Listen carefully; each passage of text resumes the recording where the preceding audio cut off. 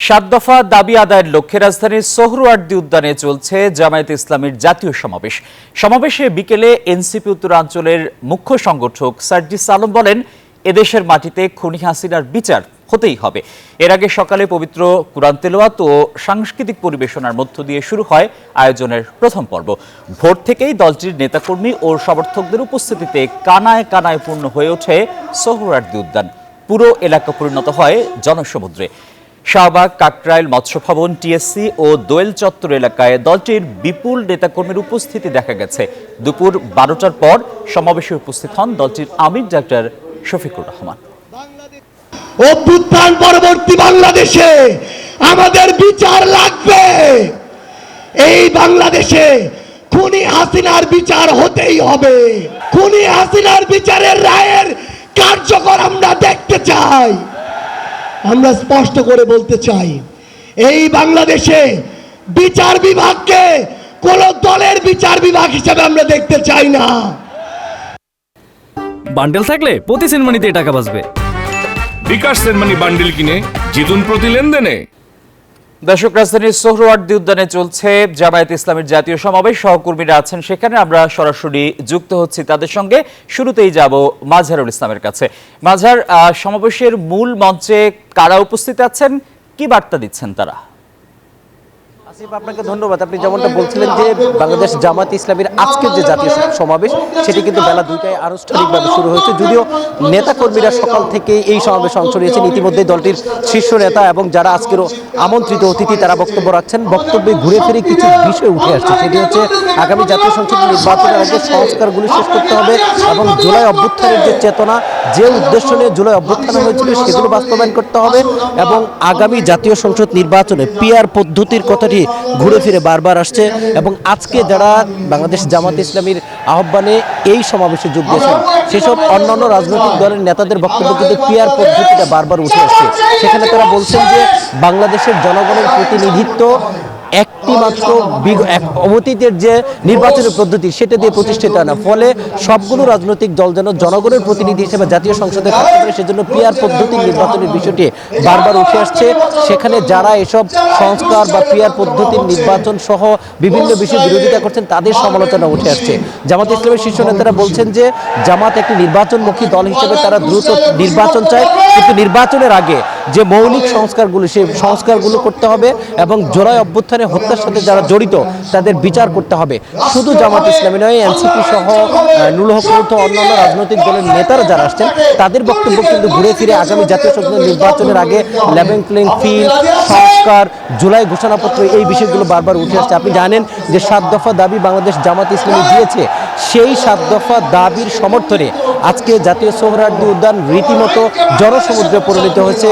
জামাতি নেতাকর্মীদের ভাষায় তারা বলছেন যে বিগত 17 বছরে তাদেরকে দমন করে রাখা হয়েছে। আগামী নির্বাচনে তারা সরকার গঠন করবে এমন প্রতিশ্রুতি তারা দিচ্ছেন। যদি সরকার গঠন করে একটি কল্যাণমূলক রাষ্ট্র প্রতিষ্ঠায় তারা মানুষের জন্য কাজ করবে, জনসাধারণের জন্য কাজ করবে এবং জনগণ তাদেরকে আগামী নির্বাচনে বেছে নিবে এমন প্রত্যাশায় তারা কথা বলছেন। এবং নেতাকর্মী যারা আছেন তারাও বলছেন তাদের দল আগামী নির্বাচনে ভালো ফলাফল করবে। এই ছিল আমার কাছে সর্বশেষ সত্য। আমাদের আরেক সহকর্মী নাইমাল জিকু আছেন যেখানে নেতাকর্মীরা অবস্থান করছেন, সেখানে আমরা যাচ্ছি তার কাছে। জিকু, আপনি জানাবেন নেতাকর্মীদের উপস্থিতি কেমন দেখছেন এবং তারা কি বলছেন?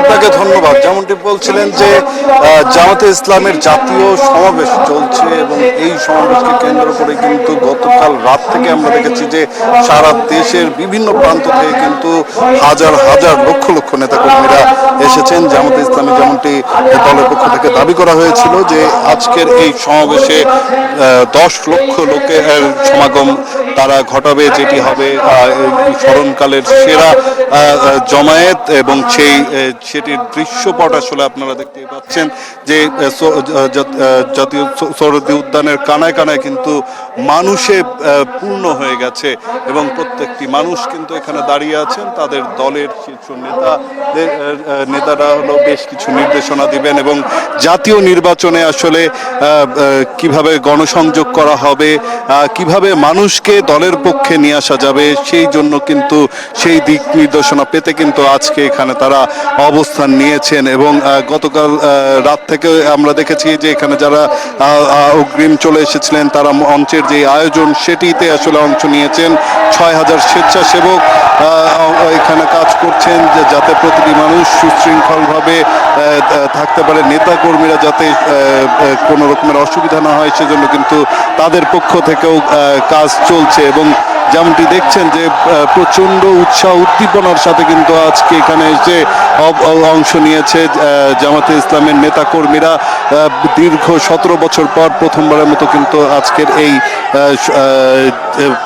সমাবেশটি অনুষ্ঠিত হতে যাচ্ছে এবং এখানেই কিন্তু তারা এসে অবস্থান নিয়েছেন। এবং তারা যেটি বলছেন যে সামনে কিন্তু বাংলাদেশের ভবিষ্যৎ যেটি সরকার গঠন হবে সেটি কিন্তু মানুষের ব্যাপক ভোটের ফলে সমর্থনের অর্জন করে কিন্তু জামাতে ইসলামী সরকার গঠন করবে এবং বৈষম্য বিরোধী যেই আন্দোলনটি হয়েছিল সেই বৈষম্য দূর করতে কাজ করে যাবে জামাতে ইসলামী, এমনটি কিন্তু প্রত্যাশা করছেন এখানে আসা এই হাজার হাজার নেতা কর্মীরা। দলের শীর্ষ নেতাদের দিক নির্দেশনার জন্য অপেক্ষা করছেন। দিক নির্দেশনা এরই মধ্যে অনেকে দিয়েছেন, শীর্ষ নেতা আরও বাকি আছে। দলের সভাপতি মানে অনুষ্ঠানের যেই সমাবেশের যেই সভাপতি রয়েছেন বাংলাদেশ জামাত ইসলামের আমির ডাক্তার শফিকুর রহমান, তিনিও কিন্তু তার দিক নির্দেশনা দেবেন এবং এরপরে কিন্তু নিজ নিজ এলাকায় গিয়ে নেতাকর্মীরা তাদের যে গণসংযোগ সেটি হলো চালু করবেন। তো আমার আরেক সহকর্মী রয়েছে সোহরাওয়ার্দী উদ্যানের ঠিক বাইরে, সেখানকার পরিস্থিতি জানবো এবং ওখানে আসলে মানুষ কি বলছেন সেটি হলো শুনবো আরিফের কাছ থেকে। আরিফ।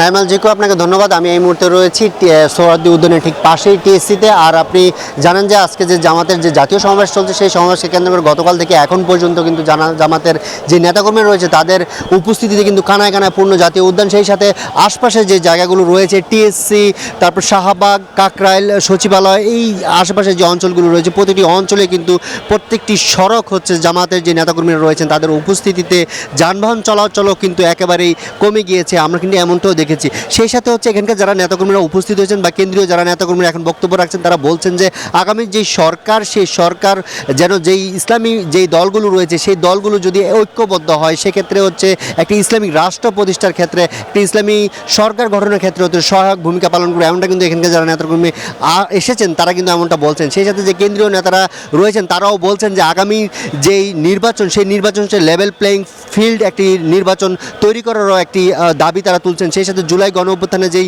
আহত এবং নিহতদের পরিবারকে পুনর্বাসন করারও একটা দাবি তারা জানিয়েছেন। সেই সাথে তারা বলছেন যে জাতীয় যে ঐক্য সেই ঐক্যকে ধরে রেখে, যেমন আবার অনেক নেতাকর্মীরা বলছেন যে আওয়ামী লীগ ইস্যুতে হচ্ছে দল মত নির্বিশেষে দেশের স্বার্থ হচ্ছে সবাই ঐক্যবদ্ধ থাকারও তারা অঙ্গীকার ব্যক্ত করছেন। সেই সাথে জামাতে যে কেন্দ্রীয় নেতারা তারা বলছেন যে আগামীর যেই সরকার, আগামীর যে রাষ্ট্র সেই রাষ্ট্র যেন অবশ্যই ইসলামের পক্ষে একটি রাষ্ট্র হয়, সেই রাষ্ট্র যেন একটি ইসলামিক ভোট হয় বা ইসলামিক একটা ভোট ব্যাংক তৈরি হয়, সেই লক্ষ্যে হচ্ছে তারা কাজ করবেন, এমনটাও কিন্তু তারা।